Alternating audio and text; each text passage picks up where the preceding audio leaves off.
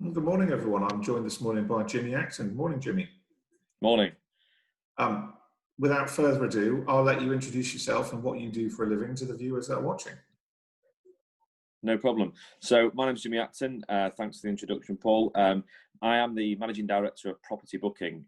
A lot of you may not have heard of Property Booking, but we are the official portal for affordable property for shared ownership. We have a contract with the National Housing Federation, and we're also the official portal for affordable property for the Mayor of London and the Greater London Authority. So for a lot of people in the country, affordable properties, you might not realise the different tenures that exist. So shared ownership, help to buy, there's London living rent, and there's loads of, and there's first dibs, for example, sort of properties that sit under £350,000 within London. So there's loads of different tenures that exist that people don't really understand or don't know that they qualify.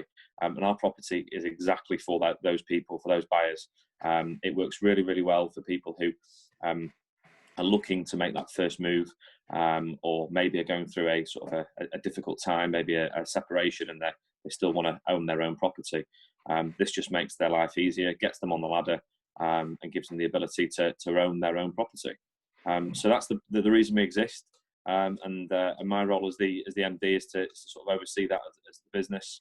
We're growing, obviously 2 great government sort of contracts, and long may they continue. Well, no, that's what we all want. You know, I'm not going to lie, I've got a vested interest in people buying property, so I'm keen on that as well. So without further ado, let's start with the questions. So question 1, what would you have done differently in your business if you'd been given, say, 2 months' notice that this pandemic was going to hit us? So I'd like to think that as a business, we were quite well prepared. We're tech driven, we're tech led. It's all about an online portal. It's all about customer engagement online. And our customer is not only the buyer of the property, but also the housing association or developer that's selling those properties. So we have 2 customers. So we had thought long and hard about what the impact would be. And I think as a business owner, a lot of people didn't think this was coming. We had to pretend that it was. So I think we probably had a month, maybe 3 weeks head start. So we'd already, the week before lockdown was announced, we'd already shut our office anyway, and sent everyone to work from home. Given 2 months' notice, what would we have done differently? I think we could have prepared our customers selling the properties better, because they almost went into a mode of pause, stop, let's just review and assess. Whereas we were at a point where we could offer some almost virtual viewings. We thought about products and tools that could enable and help them continue to sell. Now, lo and behold, the government changed the rules and said you technically shouldn't really complete on a property based on certain criteria. If the property is empty, then there are sort of rules and regulations that enable you to continue with that. And I think as things are starting to ease and people are moving back into society gradually, I think we've already seen a change. The construction industry is already back. The likes of Taylor Wimpey and sort of Bellway and people, they're already building again. So we know that certain things continue. But yeah, I think for us, helping our customers that sell their properties prepare better or give them tools earlier would have made a significant difference. Our sales and our unique offering that we provide in qualified leads or more data around the buyer to our housing associations and developers that use our portal would have absolutely helped them if we'd been a little bit sharper with that product set. But we don't always get time, and we have to think and react quickly. But what we did in the time we had was, I think, far better than a lot of other people did in the sector, and I think we really delivered for a lot of those clients quite quickly. And I think we've helped. I think we've massively helped. You know, I always remember my tale that worries me the most. There was a firm of solicitors we were dealing with who on the 23rd of March told us they were closing for 2 weeks so they could set their staff up to work at home. And I haven't checked, but I think they're still going now, but I think they must be struggling. Yeah, I think it's, I think from my background's technology, and I like to be positively disrupting anything and everything that we can get our hands on. We don't want people to lose jobs. We just want people to be more efficient, to be able to do their jobs better. And we're always looking for ways we can improve things. So from a tech perspective, all of our staff have always been enabled to work from home, because you never know when you need your washing machine fixed, or you've got to go to the dentist, and it's actually, by the time you've been and done that, or you've been to an appointment, you may as well have worked from home. You could have got more done than that hour commute each way.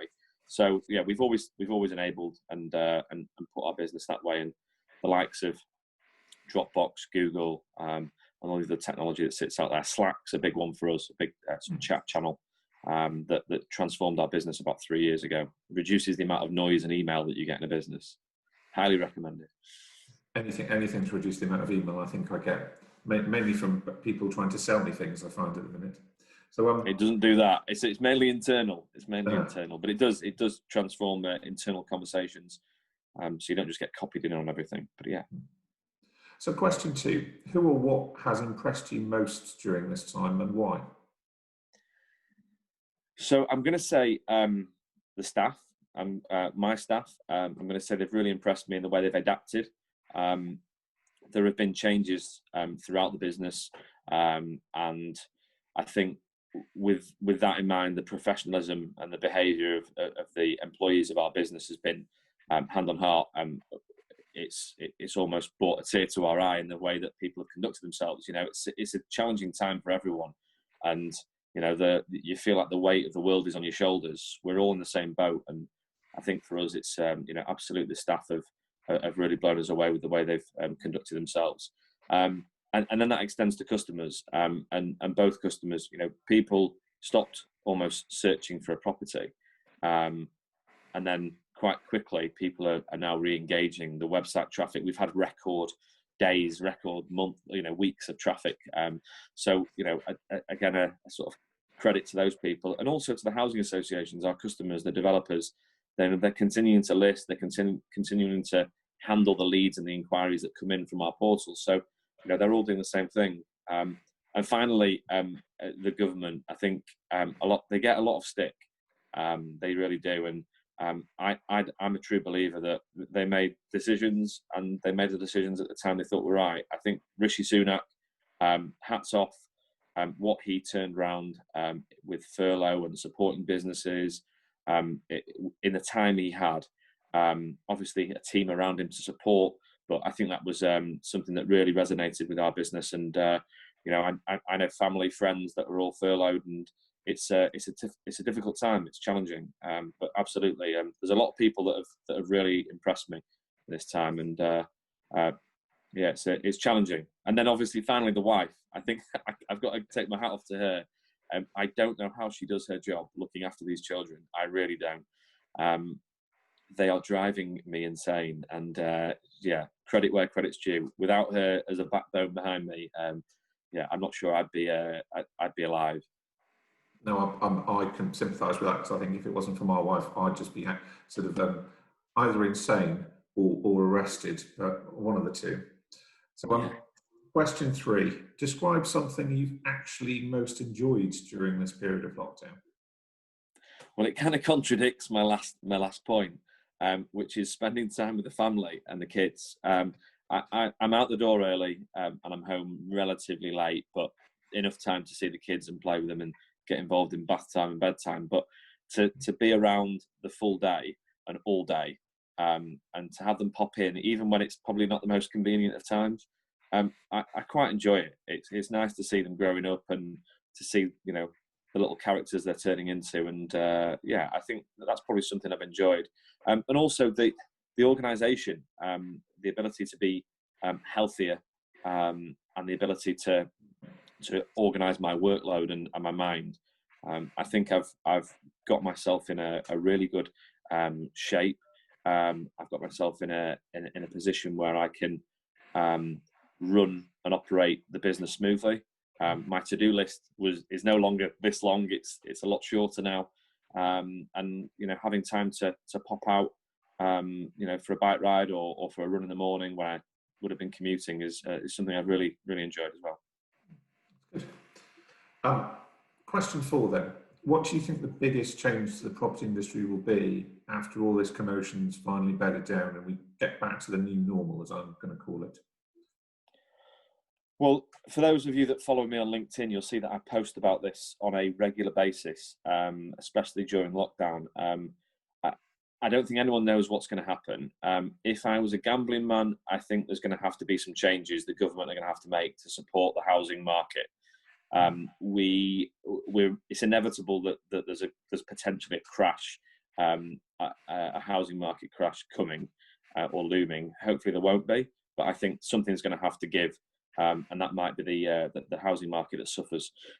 With that in mind, I believe that housing developers will look to do what they did back in 2008, which is probably look to offload stock to housing associations, and they will in turn convert that to more affordable stock. So like I talked about, shared ownership, Help to Buy, the different, maybe sort of London living rent, moving people into properties in a different tenure may be the answer and may support the market. So from our perspective, it's a relatively good thing, because it means there'll be more stock available to the people in the UK that are looking for those properties. So I can see that happening. Stamp duty, maybe a change in stamp duty, maybe a pause in stamp duty, maybe something that has to happen. Whether that'll get through or not, we've done it before. It is important. So yeah, I think we'll see. I think we'll see what happens. But I don't think it's doom and gloom. I think it's going to be a period where technology is going to be really important. I don't think we'll all be going back to the office in a hurry. Not for a long time, unless you have to. So I think I can see that a lot of these Zoom calls and a lot of conducting business will happen over the phone and over video calls. But people need to move house. People need to buy a house. People want to buy a house. And if there's a deal to be done, then there certainly will be a lot of exchanges and properties completed. I think it's just going to take us a couple of months to get back in the swing of things. No, I'd agree with that. And finally, last but not least, what's the one thing that you haven't been able to do for these past few weeks that you're really looking forward to be able to do again once social distancing has been eased? I think seeing family and friends has to be up there. And that includes business colleagues and the staff. I think missing that interaction with people I'm a very big people person, and I thrive off other people's energy and, the banter in the office and just, whatever it is with friends, seeing the kids playing with their friends. It's just all of that I think we're all missing at the moment. But the country, the light at the end of the tunnel, I think we can all see what is going to happen.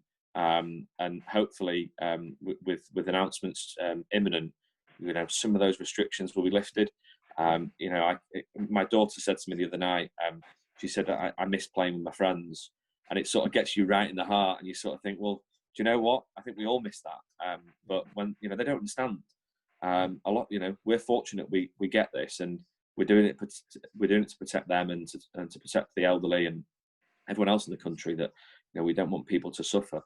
So yeah, it's really important that I think for me to get back out and just to start to appreciate society. And I think my final point there is, and this goes against the big global corporate players, but shopping local is a big thing for me. We've always done it relatively well, but I think now more than ever we don't actually need to use the big supermarkets as much. There's some things, and we're glad to have them, but the local butcher, the local farm shops. We've now got an egg lady. I mean, I didn't even know egg ladies exist. She brings eggs every 2 weeks, and we get 60 delivered to the door. That's the kind of stuff that really I think is going to make a difference. It will bring people in society together. I've met neighbours that I never knew even existed, that just keep themselves locked in a house. So we've got, I think there's a lot of things that are going to happen and change. But yeah, I'm looking forward to it. I'm looking forward to the new world, the new planet, the new way of us all sort of living. And the pubs opening. Absolutely. Yeah, well, there is that. I'm glad you finished on that one. I took a picture the other day of something my kids had baked in our kitchen, and one of my colleagues was more interested in the fact that in the background you could see that we had some eggs. I never thought eggs and toilet roll flour and sugar would become more valuable than a gallon of oil, as it was the other day. Yeah, no, I can imagine, yeah. Well, thank you very much for joining me this morning, Jimmy. That was very insightful. And for anyone interested in shared ownership in London, you know who to contact. So thank you very much. Also across the country. Well, and across the country, sorry. Right, I shall leave you to it, sir. Thank you very much for your time. Brilliant. Thank you very much.